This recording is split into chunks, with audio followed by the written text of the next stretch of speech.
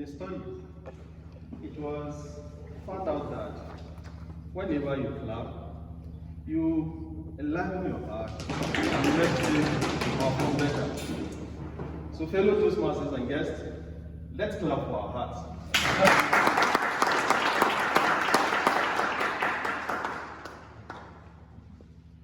By a show of hands, who loves football?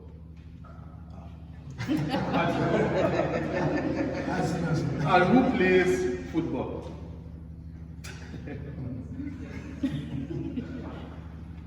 On the contrary, the mere thought of playing football sends shivers down my spine. The very idea of running across the field, chasing that small object, seems daunting and unappealing. But as I reflect upon that, I realize that life has a way of teaching us lessons in unexpected ways. Toastmasters of the day, fellow members, and honored guests. Good evening. Good evening. Now, full disclosure, I did play football when I was a kid, but because I was chubby then, I only get to play the goalkeeper or the linesman. And I love playing the linesman because I don't need anyone's approval to join the game. I just find a stick, tie a shopping bag to it, and start running up and down. And even if there is one, I go to the other side, and if there is another one at the other side, I go behind the goalpost. The football I was referring to, fellow Toastmasters and guests, was leadership. Just as a skillful player navigates the pitch with finesse towards the goalpost, a leader has the ability to guide and inspire others towards a common goal. They foster a sense of understanding, unity, and trust among their team members. Sometime last year, I attended a 3-month leadership course with 49 other participants. And I will say that I am very hardworking and have a heart that yearned to help others. But there was one thing that always makes me uncomfortable: leadership positions. Whenever a group assignment is given, I skillfully dodge the responsibility of becoming the leader. I prefer to stay behind the scenes, supporting the team with my invaluable contribution. One day, a very difficult project was announced. It will require us to travel to the Lekki Free Zone corridor, spend a week there, write a 6,500 words report, make a 1-hour presentation, and entertain an interactive session. That requires leadership and commitment. As usual, we broke out into groups, but to my utmost surprise, no one accepted to lead my group. So with hesitant determination, I volunteered to lead the group, knowing deep down that perhaps it may be time for me to play that football. In the beginning of my leadership journey, I faced so many challenges.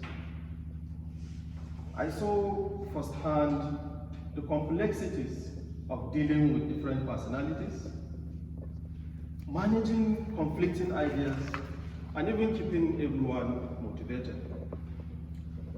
Despite these challenges, I persevered, drawing from my inner sense of empathy and understanding.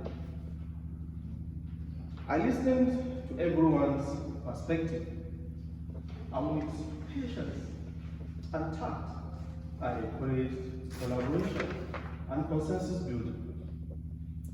Soon, the team started to understand the essence of my leadership, and everyone worked cohesively together.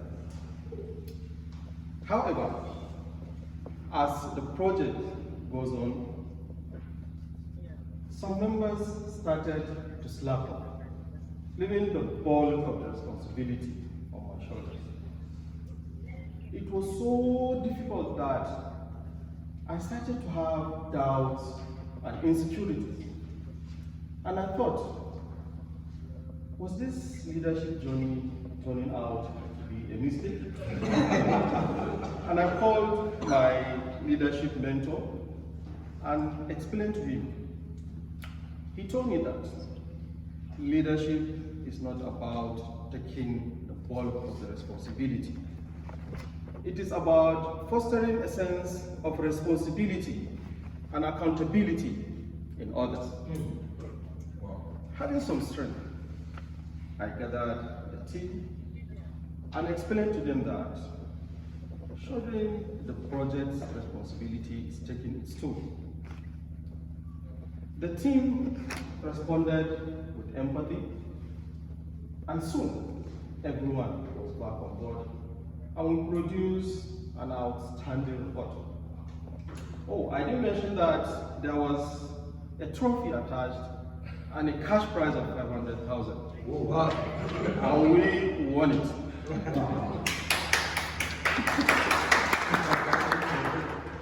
We wouldn't have achieved that without the support of everyone on the team, and that made me realize something.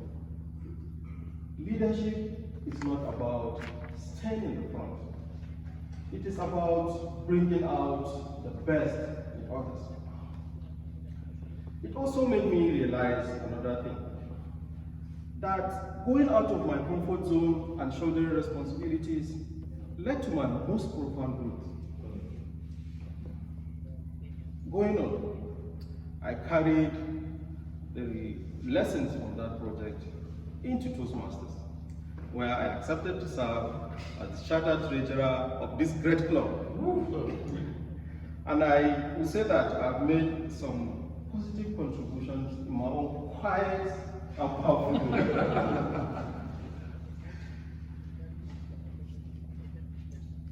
Fellow Toastmasters and guests, as leaders, we do not operate in isolation. And our growth depends on the feedback we receive from those we serve. And this brings me to the 360 degrees evaluation, which is a powerful Toastmasters tool to help you understand your leadership capabilities. It gives you a comprehensive perspective on the leadership capabilities. And I administered 7 of those evaluations. And the feedback I received was invaluable. It challenged me to assess my strengths and my weaknesses. In closing, fellow Toastmasters and guests, just a few weeks ago, as I was working on so many things for Toastmasters, working on the Divisions magazine, working on the Clubs magazine, posting videos on YouTube, and many other things at the same time, I was so overwhelmed. And my wife met me and said, "Do you know that people get paid for these things? Why is Toastmasters making you do this for free?"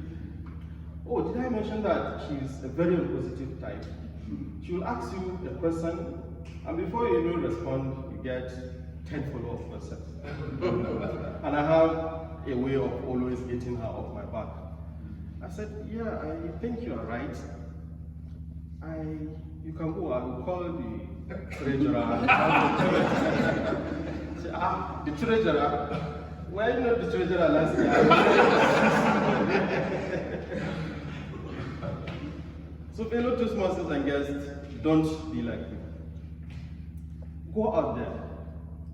Tell your loved ones and those around you the positive impact volunteerism can have on your life and on the community. Tell them that.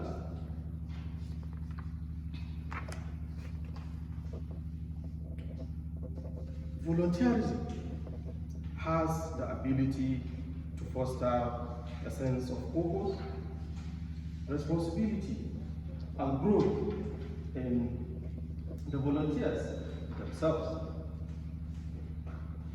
Fellow Toastmasters and guests, empower, guide those around you as we shape a better future for ourselves and those around us.